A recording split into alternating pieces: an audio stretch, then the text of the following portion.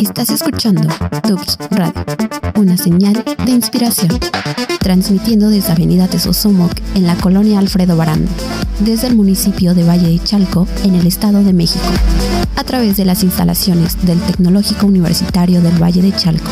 Tubs Radio, una señal de inspiración. Tubs Radio.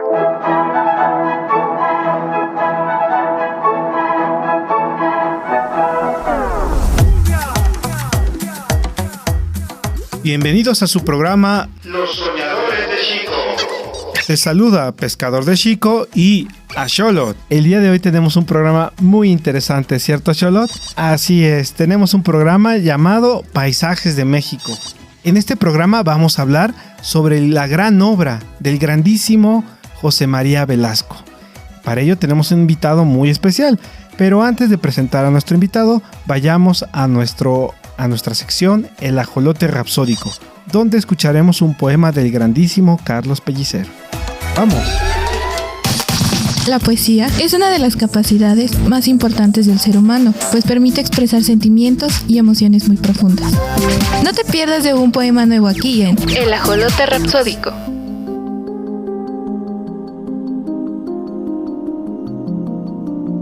Partir desde la luz hacia las cosas fue la intención poética del viaje. En el principio, solo fue el paisaje, nacimiento de formas temblorosas. Nadie vio aquellas ruinas tumultuosas que rejuvenecían el bagaje del tiempo y ofrecieron hospedaje a las desolaciones más fastosas. En aquellas mañanas, la alegría era todo un horror de poesía. La noche, con sus números, condujo a la ansiedad mayor. Así fue el viaje. Menos violencia pudo dar dibujo y el color hecho luz se hizo paisaje.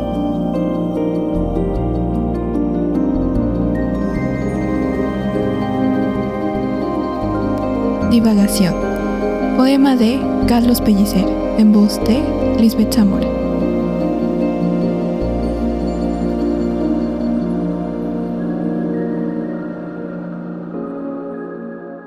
Axolot, ¿qué te pareció este poema de Carlos Pellicer? ¿Acaso no está increíble? Sí, a mí también me encanta, me imagino todo ese paisaje que inunda nuestras almas, ¿verdad? Sí, hay que recordar que el grandísimo Carlos Pellicer fue contemporáneo de Vicente Lombardo Toledano, de Diego Rivera, de José Clemente Orozco, y con varios de estos artistas e intelectuales fundaron un movimiento solidario del movimiento obrero allá en la segunda década del siglo XX. Pero bueno, esa es otra historia. Aquí lo que nos interesa es hablar sobre nuestro grandísimo José María Velasco. Para ello tenemos un invitado muy especial a quien vamos a presentar en nuestra siguiente sección, que es El Ajolote Cultural. ¡Vamos! El Ajolote Cultural, un espacio para compartir, debatir y conocer temas de historia, música, gastronomía y todas las manifestaciones del arte en el mundo.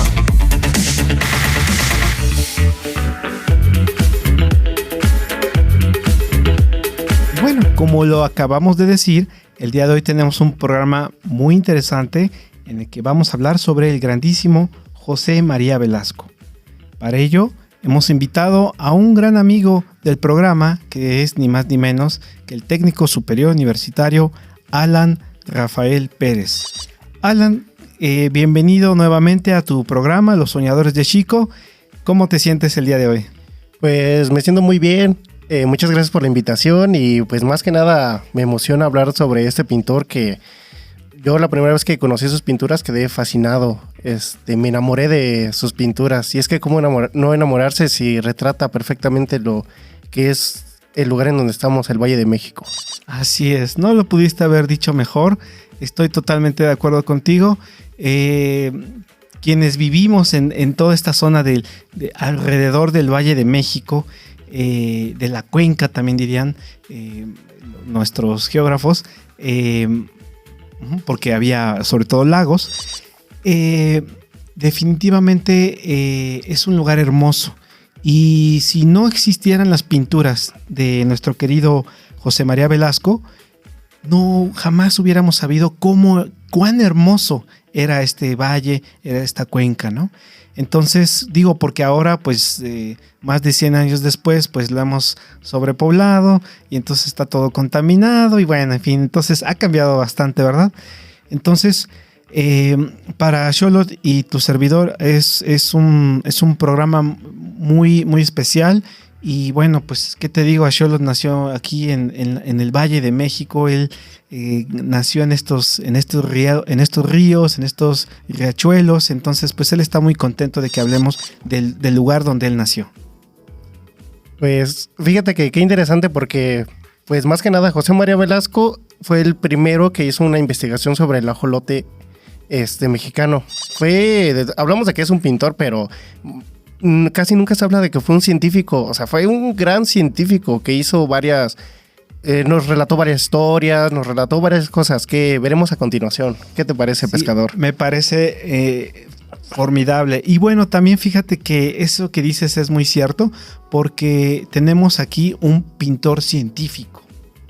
Un pintor que estudió biología, que estudió zoología, que estudió geografía y bueno, muchas cosas, ¿verdad? Entonces, ¿qué te parece si nos empiezas a contar un poquito quién fue este grandísimo José María Velasco? Excelente, pescador. Mira, más que nada hay que recordar que fue un pintor que llegó a exponer internacionalmente en lugares tales como Filadelfia, en París, en Madrid y en Chicago. Sí. Fíjate, José María Velasco nace un 6 de julio en 1840 en Temascalcingo, Estado de México. Estado de México. Pero mira, vamos a poner en pie qué tan importante llegó a ser José María Velasco, que actualmente se llama Temascalcingo de José María Velasco. Uh-huh. Ese es su nombre ya actual, así. Si lo buscas en internet podemos encontrarlo así, Temascalcingo de José María Velasco. Déjame contarte, mi querido Alan, que a Xolotl y yo una vez, ya ves que luego somos así medio patita de perro, y entonces fuimos para allá y bellísimo Temascalcingo. O sea, los que estamos más cerca de aquí de la ciudad, luego como que nunca conocemos, ¿no? Realmente fuera de ciertos lugares muy turísticos. Temascalcingo no es tan turístico, pero es un lugar muy hermoso, de una enorme belleza paisajista. Entonces no me extraña que obviamente José María de niño haya desarrollado esa sensibilidad hacia la naturaleza. Pues vemos que ya en sus estudios los cursa en una escuela con un sistema lancasteriano. ¿Qué? Pregunta Xolotl. Él pregunta, ¿qué es eso del lancasteriano? Suena muy raro. Es un sistema que se usaba en México y en varios países donde, como eran muchos estudiantes los que tenían y había pues pocos profesores, lo que se hacía es darle los estudios a los más aplicados. Los más aplicados se los pasaban los temas, todo a los siguientes y así se iban dando la información. Es un sistema muy curioso que funcionó, que en esos tiempos pues fue el precursor de eso. Pero ya actualmente pues ya no se cursa eso. Pero es algo muy interesante. Bueno, a mí me parece muy interesante eso. Claro que sí, qué interesante. Bueno, seguimos. Fíjate que llega a la ciudad con tan solo 9 años y esto es tras la muerte de su padre, quien más bien murió de cólera. Fíjate, en 1853 es muy entusiasta del dibujo, le llama la atención y pide a su profesor tomar clases de dibujo. Pero el profesor, pues estamos hablando de esos tiempos, de los 1800, pues lo persuadía, le decía, no, es que enfócate en tus estudios, enfócate, pero no logró persuadirlo. O en el negocio familiar. En el negocio familiar sí llega más adelante, mira, porque comienza sus dibujos con una inspiración clásica europea. Él veía los dibujos y hay un dibujo que lo conservó, si no mal recuerdo, bueno, vamos a hablar más adelante de él, Landesio, que es un dibujo, tú lo ves, dices, un dibujo, pero para tener esa edad, que era 9 años más o menos, no, 13 años de edad, es un dibujo que yo no podría hacer, sinceramente, pero un niño de 13 años ya notaba esos dotes artísticos. Pero sí, como lo comentabas, se empieza a ocupar del comercio de sus tíos y es alejado de sus clases de dibujo. y esto lo deprime mucho, así que halla consuelo escribiendo un tipo de novela, en donde hace descripciones sobre los edificios, sobre las plantas, animales. Tenemos un personaje que desde pequeño empieza a ser sensible con todo. Él se empieza a preguntar, dice, ¿cómo voy a describir algo si no sé cómo funciona, no sé cómo se hace y así? Que ya actualmente lo vemos como dotes científicos, que decimos, ¿por qué esa pared es blanca? ¿Por qué sigue blanca? La textura y todo eso. Eso es lo que le empieza a dar un cosquilleo. Pero pues afortunadamente se atreve finalmente a pedirle a sus tíos estudiar pintura. Y entra nada más ni nada menos que a la Escuela de San Carlos para estudiar por las noches, mientras por las mañanas sigue atendiendo el negocio de sus tíos. Y así pasa 3 años de su vida, estudiando por las noches y trabajando por las mañanas. Para prepararse para un examen, para realmente estar oficialmente como estudiante de la Academia de San Carlos. Sí, porque la Academia de San Carlos en esos tiempos establecía que los alumnos que no cumplieran con los conocimientos como historia, anatomía y arquitectura entrarían en la modalidad de supernumerarios. Y así fue como pasó esos 3 años que dices, hasta que ya por fin llega a estudiar lo que realmente le gusta. Bueno, la Academia de San Carlos en el centro histórico de la Ciudad de México, una joya arquitectónica diseñada ni más ni menos por Manuel Tolsá. Hace unos meses hicimos un programa, también mencionamos el trabajo de Manuel Tolsá, muy importante, y bueno, también una academia creada en México pues para impulsar las bellas artes, sobre todo las artes visuales, la pintura, la escultura y la arquitectura, si no me equivoco. Sí, esta escuela, bueno, como bien lo dice su profesor Landesio, él en un momento dijo, el paisaje es la pintura de todo.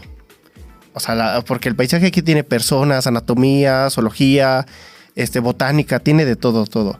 Pero comienza sus estudios en 1858 y termina en el 68. Entre estas clases que él toma están escultura, pintura, grabado, arquitectura y paisaje. Y pues sí, mencionamos a uno de sus profesores, que fue el más importante que pudo tener él, Eugenio Landesio, un pintor italiano. Cierto, que también a su vez había estudiado con un gran pintor paisajista húngaro del romanticismo europeo, muy interesante, pero que había venido a México para fortalecer a las nuevas generaciones de pintores en la Academia de San Carlos. Él escribió escribió 3 libros. Por ejemplo, Los cimientos del artista, dibujante y pintor, Compendio de perspectivas lineal y aérea, y la pintura general o de paisaje y la perspectiva en la Academia Nacional de San Carlos. La verdad, un pintor y además un estudioso de la pintura, un teórico también de la pintura muy interesante, que va a ser un gran maestro para José María Velasco. Pues más que su maestro, también formaron una gran amistad que incluso le llevó a Landesio a escribir una biografía que tituló Datos interesantes para la historia del más aprovechado de mis discípulos, señor don José María Velasco. Una entrañable de esas amistades que son muy, muy interesantes, ¿no? Entre maestro y discípulo, que llegan a ser pues entrañables, muy, que rebasan, ¿no? Más allá del aula. Sí, es que lo que tenía la Academia de San Carlos es que tenía dibujos por todos lados, alrededor del instituto, de la escuela. Entonces, en parte de sus estudios era a los alumnos llevarlos y decir, haz una copia de esto, de aquello y otro. Y vemos los de José María Velasco, en un libro que conseguimos, podemos notar las 2 perspectivas, del dibujo original y las de él, que son idénticas. Y es algo que me gustaba mucho de la forma de estudio que tenía la Academia de San Carlos, y lo investigamos, es que hacían muchas prácticas al natural.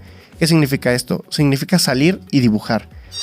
Hacen dibujos de campo, salen, vamos, esto es una rosa, así funciona y así. Y José María Velasco no se quedaba con eso, con copiar los dibujos. Él decía, a ver, vamos a ver por qué nace así, qué hongos tiene, qué pasa si la mojo, qué pasa si le da mucho el sol y todo eso. Y eso le da mucha finura más adelante para sus siguientes pinturas. Pero fíjate cómo son las cosas, las cosas del destino, que llega un momento donde él ya no se puede sostener económicamente y está por ya decir adiós al estudio, adiós al paisajismo. Pero ¿qué pasa? Abre una convocatoria en su escuela que tienen que presentar una pintura.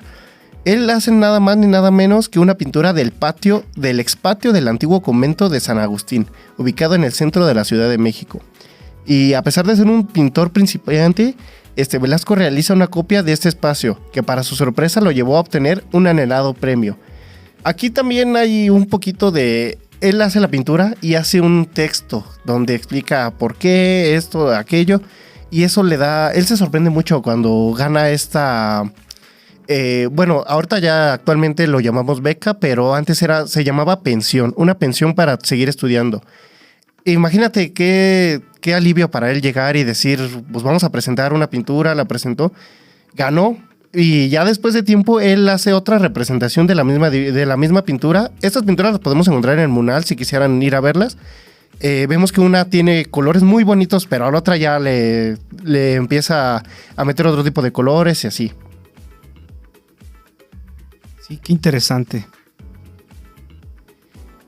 Pues sí, fíjate que inspirado por las lecturas del México precolombino, en 1865 se decide a pintar un cuadro de costumbres mexicanas, antiguas, la cual tituló como La Casa. Estamos hablando de que seguía siendo un estudiante y ya empieza a hacer prácticas más grandes.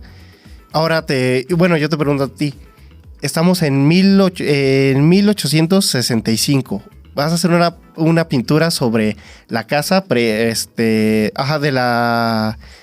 la época precolombina. ¿De dónde sacas la información? Él hace esta pintura que los que no estén escuchando pueden buscarla en internet, se llama La Casa. Vemos que toma referencias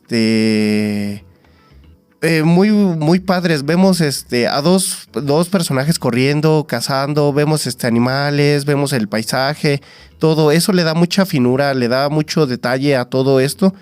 Y esto que estamos hablando que solo es una pintura que presenta para el estudio, para la escuela. Tal fue el asombro de la gente que recibió de las manos del emperador Maximiliano de Habsburgo una medalla de plata y un diploma.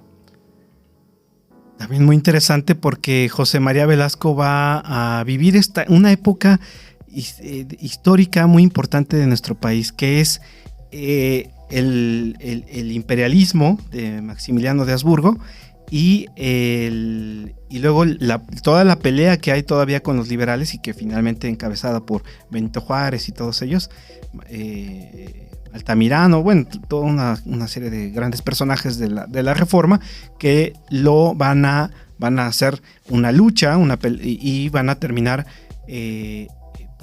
persiguiendo al emperador y ejecutándolo porque se había opuesto era un enemigo de la nueva República Liberal Mexicana. Y bueno, eso también es toda una historia muy interesante, dramática, y José María Velasco está en medio de todo eso.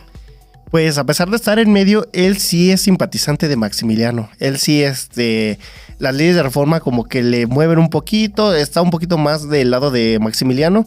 Y bueno, pues cómo no hacerlo si también tenemos dos pinturas que retratan a nada más ni nada menos que a Carlota de Habsburgo.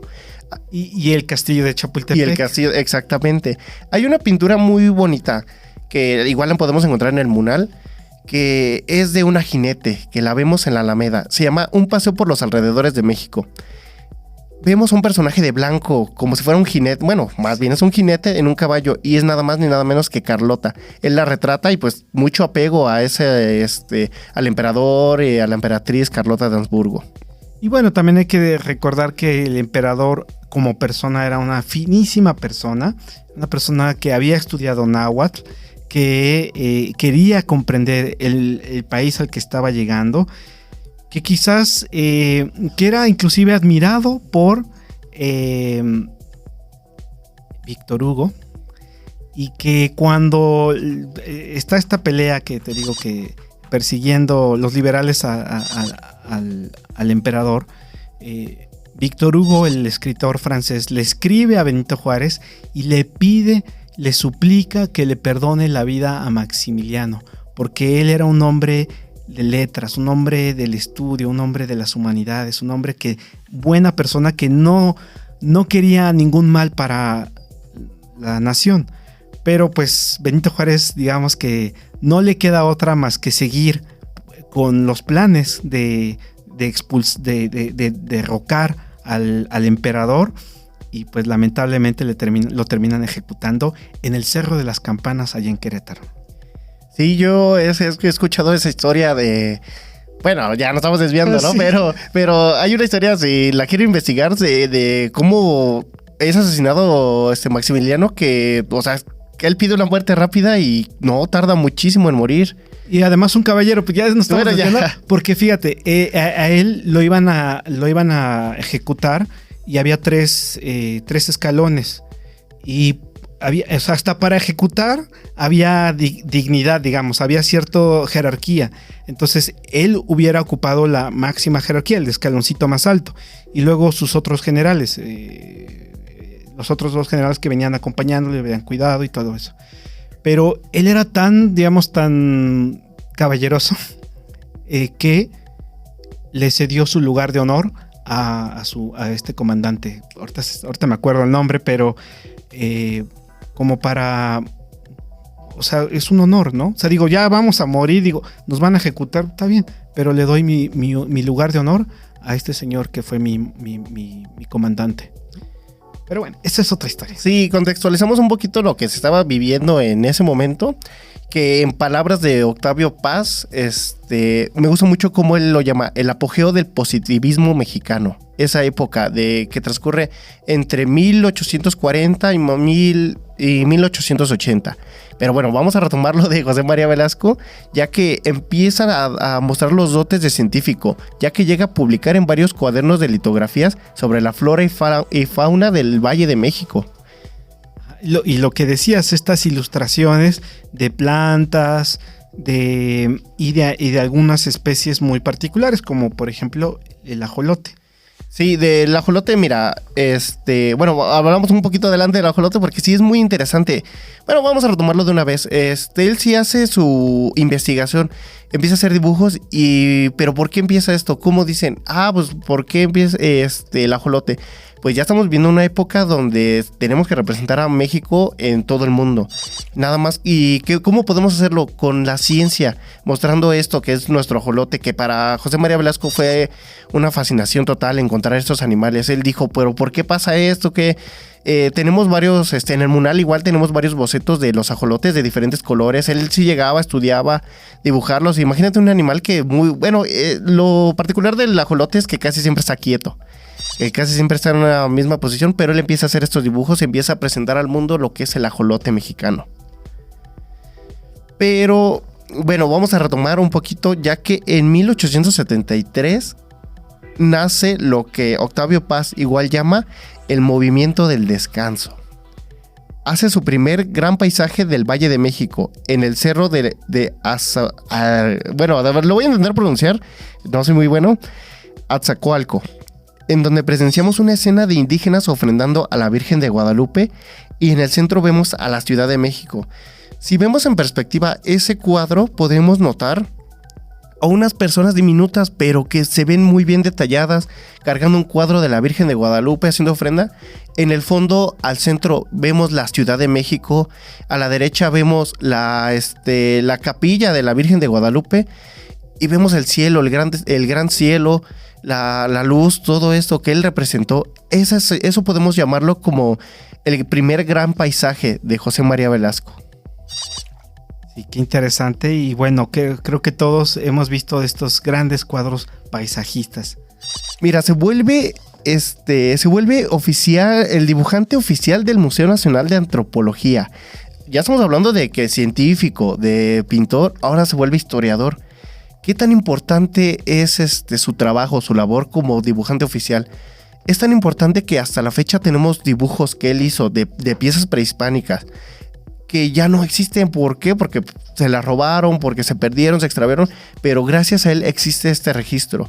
Mira, te voy a presentar algo que tú dime si no es una fotografía. ¿Qué parece? ¿Una fotografía o un dibujo? Parece una fotografía. Y es nada más ni nada menos que el dibujo que él presentó sobre la Coatlicue. Sí, Coatlicue, sí. Increíble. O sea, la radio sí no nos permite mostrarles a ustedes, radio escuchas, pero se ve como si fuera una fotografía. Se ven las sombras, se ve en un tono entre blanco y negro. Entonces es muy interesante. Sí, él empieza a hacer este tipo de dibujos. Él le presenta, aquí llegó esta pieza, llegó esto, o él salía a hacer las mismas anotaciones y hacía estos dibujos. Que imagínate para la fecha de que las primeras fotografías estaban saliendo, los daguerrotipos, y él llega a hacer dibujos que tú dices, esto no son dibujos, bueno, ya actualmente lo vemos y decimos, pueden ser fotografías, ¿no? Bueno, que déjame decirte que a decir de una gran especialista en Velasco, la doctora María Elena Altamirano, que fue investigadora del Instituto de Investigaciones Estéticas de la UNAM, ella dice que Velasco sí utilizó la fotografía, pero como apoyo, pues claro, o sea, es que no se podía acordar de todo, ¿verdad? O sea, un paisaje tan complejo como el Valle de México, lo que fuera, o sea, es demasiado difícil, ¿no? Entonces sí, algunas veces sí utilizaba la fotografía, pero como apoyo. Sí, porque tenemos iguales la información de que él llegaba a los cerros. Vamos a hacer un ejercicio. Si pueden, busquen en su teléfono algún cuadro, alguna pintura de José María Velasco y veamos cómo están dibujadas. Pueden checar varios cuadros, pueden verlo. Vemos siempre una línea horizontal que divide el cielo y la tierra.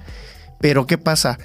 Lo vemos, todas sus pinturas o la mayor parte de estas pinturas las vemos como si estuviéramos hasta la punta del cerro. Las vemos como si estuviéramos en el cielo. Desde ahí podemos ver la perspectiva. Es algo muy interesante. Estar en el Munal yo se los recomiendo mucho. Su exposición está ahí siempre abierta. Podemos ver muchísimas de las pinturas, de las grandes pinturas. Más adelante les mencionaré cuáles son las que para mí son más destacables, pero sí. De hecho, a Xolotl me acaba de decir que quiere proponerle algo a la audiencia. Le quiere proponer a nuestros radioescuchas que organicemos una salida al Munal para conocer esta gran colección que tienen de José María Velasco y entre otras muchas obras que tienen en este gran museo, en nuestro gran museo, ¿eh? Sí, es un museo muy impresionante. Primero tiene bocetos, tiene las pinturas originales, tiene todo.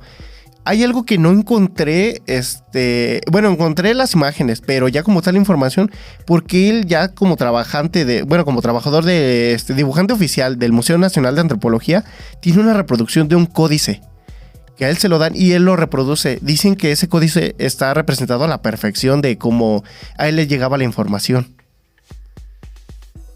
Pero mira, seguimos hablando de este personaje tan importante.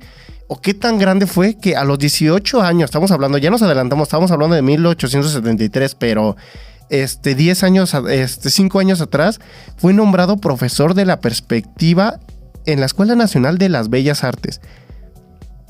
Y también en ese año, fíjate, mi querido Alan, que su gran maestro, Landesio, lo obligan a dejar la cátedra de maestro de San Carlos porque no había jurado las leyes de reforma que había impulsado pues Benito Juárez, Comonfort, etcétera, etcétera, todos los grandes liberales. Entonces Sebastián Lerdo de Tejada, etcétera. Entonces es este momento político, o sea, el arte nunca puede estar despegado del momento histórico, del momento político.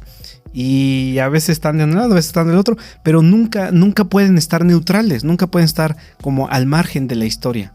Pues sí, eso es cierto. Imagínate si José María Velasco no hubiera hecho esto, para poder dar clases, ya que fue profesor nada más ni nada menos que muralistas como José Clemente Orozco, Diego Rivera y David Alfaro Siqueiros, quienes luego seguirían caminos propios, ¿no?, sobre el muralismo. Pero imagínate, llegó a ser profesor de estos personajes.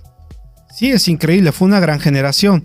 También estaban otros grandes pintores, como por ejemplo José Salomé Piña, Félix Parra, y fue también maestro de José María Ibarrán y Diego Rivera. Sí, pues llegó a ser un maestro. Imagínate, pues ya ver a un maestro decir qué gran arte y luego decir yo fui alumno de él y también destaqué, pues es algo muy interesante, muy importante. ¿Qué te parece si hablamos de para mí lo que es yo considero dos de sus grandes obras que vamos a poner en contexto? Hace un viaje en Veracruz porque él ya como profesor hace viajes para hacer dibujos.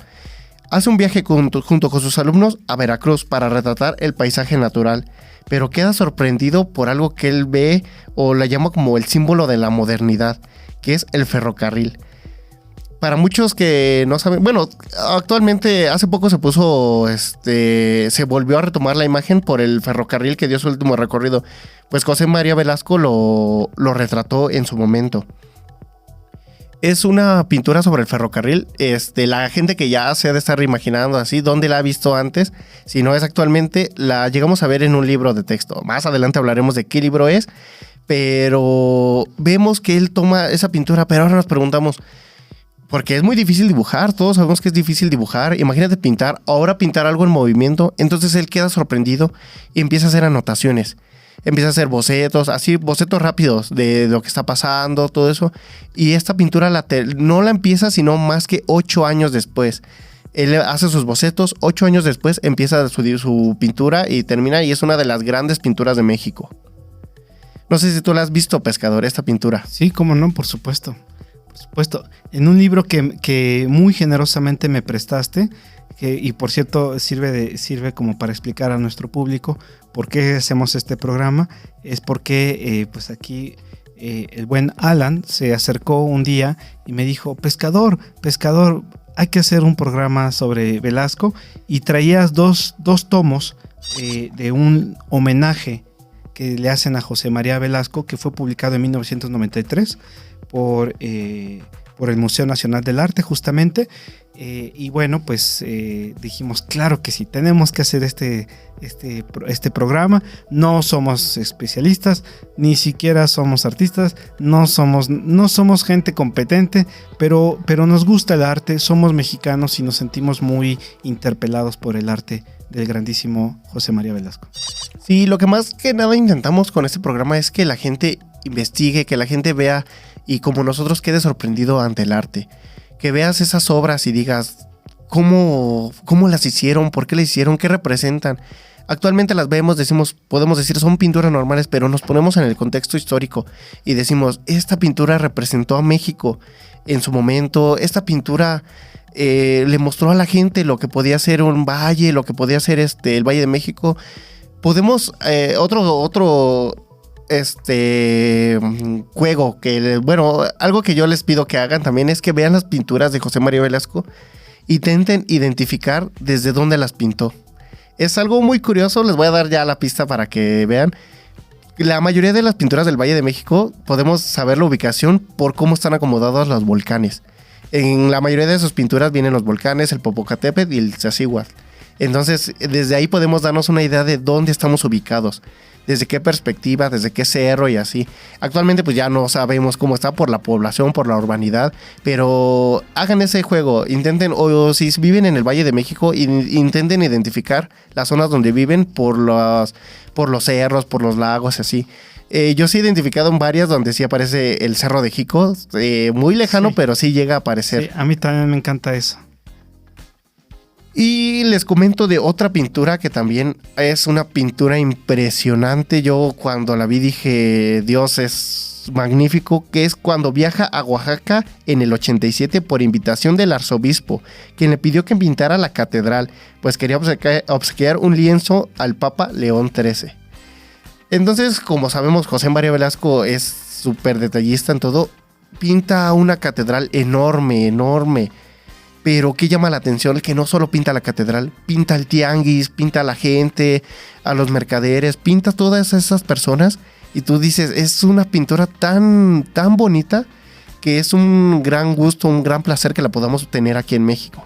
También pinta el pueblo de Guelatao, donde van a ser el grandísimo Benito Juárez. Sí, en este viaje a Oaxaca hace una pintura que es impresionante sobre un cardón. ¿Qué es un cardón? Es un tipo de cactus que crece en las zonas desiertas.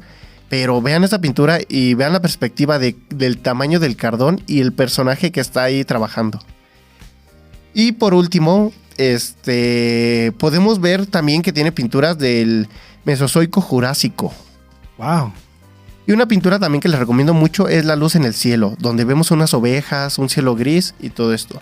Pero ya para resumir, y para la gente que ha de decir, ¿dónde he visto las pinturas de José María Velasco? ¿Dónde las puedo ver? Están en el Munal. Y hay dos pinturas que casi todo el mundo, la gente que creció con los libros de la SEP, los hemos visto. Es el libro de geografía de quinto grado, que es el que tiene la pintura que les comenté sobre el tren. Y la pintura de unos tigres de dientes de sable, que es el libro de ciencias naturales de tercer grado. Esas dos pinturas fueron súper... Bueno, todas las conocemos más que nada por aparecer en esos libros de la SEP. Pero ¿en dónde los podemos ver? Este libro, el de la pintura del tren, lo podemos ver en el Munal. Y la pintura del dientes de sable lo podemos encontrar en la segunda planta del Museo de Geología de México. Así es, sí, muy interesante. Y fíjate que también dentro de estas grandes obras que mencionábamos hace un momento, están los grandes paisajes de la Sierra de Guadalupe.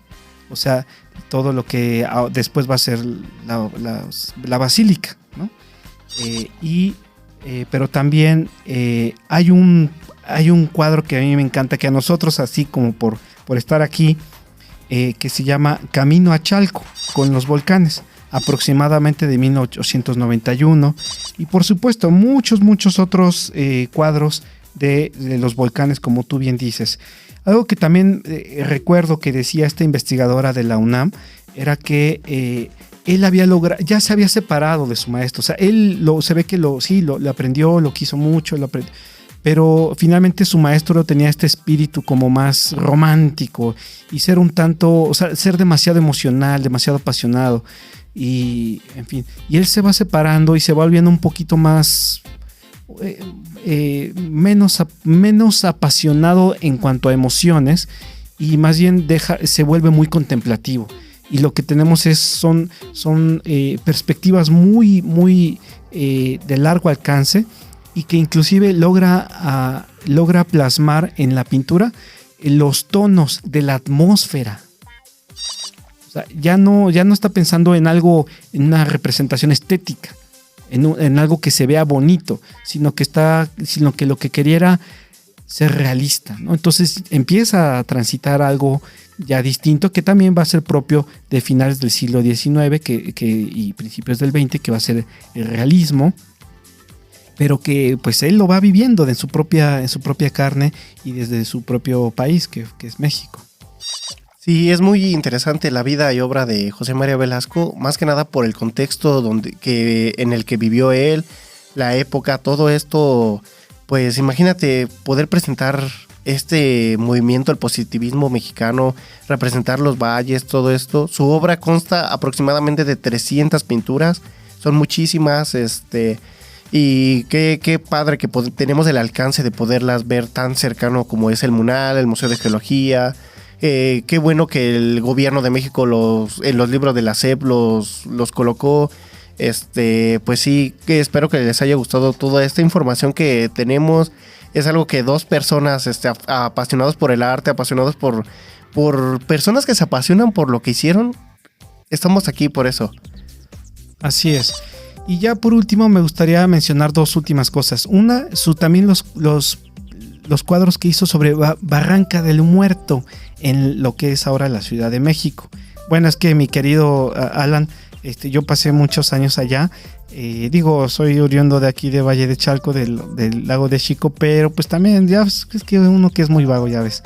Entonces, pues también por ahí tuve muchos amigos, y me acuerdo cuando era niño, iba todavía allá por Barranca del Muerto y arriba, que es Mixcoac, y más arriba, que es Lomas de Plateros. Y así, lo Olivar del Conde, de hecho hay uno de Olivar del Conde, y pasa el río. Son ríos que salen, surgen allá en el sistema montañoso de Coajimalpa y todo eso.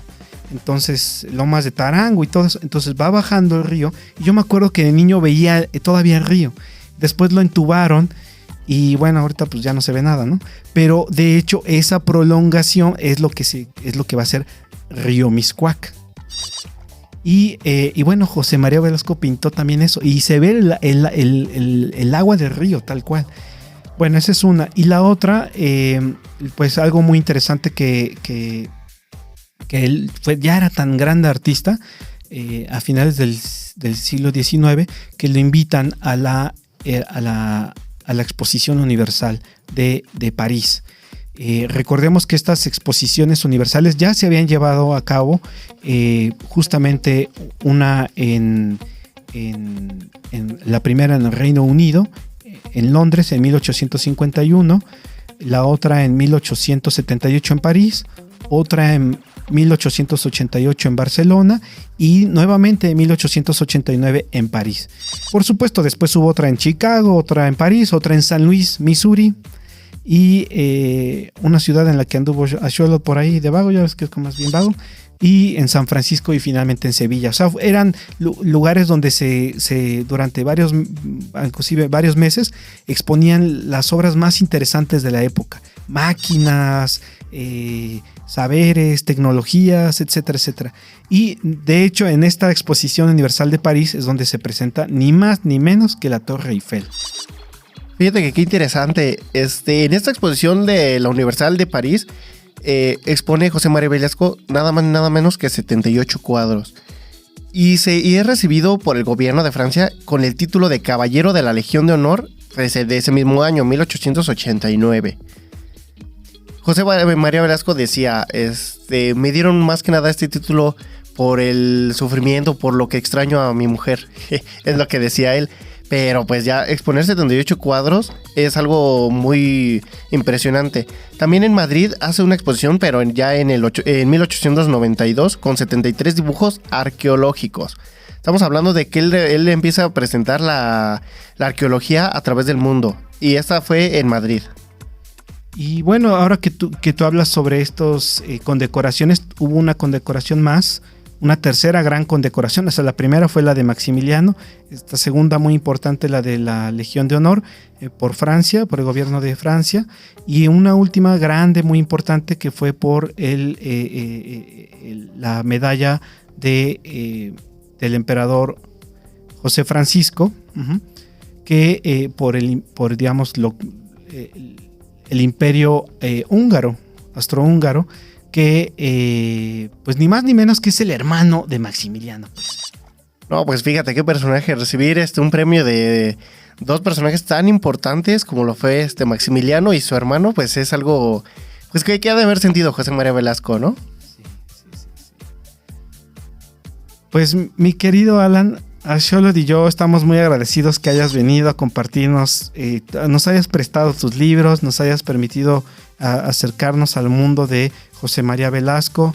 Estamos muy contentos, te agradecemos muchísimo y bueno, no sé si quieras dar un último comentario. Pues yo les quiero agradecer por esta invitación, y yo invito realmente al público en general que vayan al Munal, dejen sorprender por este artista, que vayan en general a todos los museos. Y esto es lo que hace que exista esta pasión. Yo recuerdo que un amigo me llevó al Munal, me quedé enamorado de estas pinturas y pues sí, hasta la fecha pues años después seguimos hablando de ellos y vemos las pinturas hasta ya en libros y nos seguimos sintiendo sorprendidos por esto. Pues no me queda nada más que agradecer, pescador. Pues muchísimas gracias y volvemos al estudio.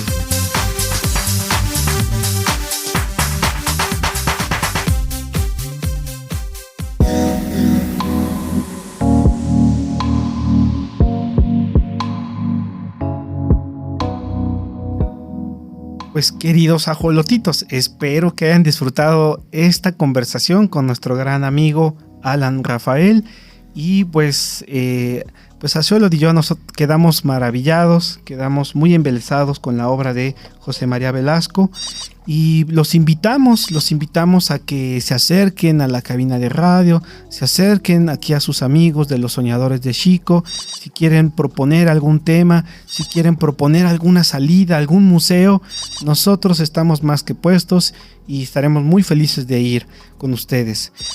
Pues déjenme decirles que con este programa iniciamos la cuarta temporada de Los Soñadores de Xico. Este programa ya lleva transmitiéndose 1 año y medio y pues qué mejor manera de celebrarlo que con un programa sobre nuestra cultura y además hecha por un artista mexiquense. Para que no digan que en el Estado de México no hay nada, están muy equivocados. Todo lo contrario, hay mucho por descubrir. Y pues bueno, los invitamos simplemente a que nos escuchen en las plataformas Amazon Music, Apple Podcast, Google Podcast, Anchor, Deezer, iHeart Podcast, Spotify y TuneIn. También pueden escribirnos al correo radio@tupsh.mx o llamarnos al teléfono 55 17 08 59 59 extensión 2662. A Charlotte estará muy al pendiente por si le quieren llamar o preguntar algo. Y bueno, pues agradecemos muchísimo el apoyo de Lisbeth Zamora, que nos ayudó en la lectura del poema y en la investigación del poema, y por supuesto el apoyo técnico de Antonio Moreno. Muchas gracias y nos vemos en la próxima.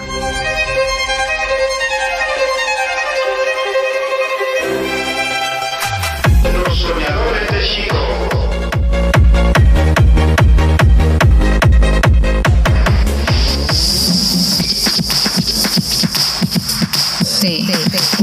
TUVCH. Somos Tupsh Radio, una señal. TUVCH. Somos Tupsh Radio, una señal de inspiración. Tupsh Radio.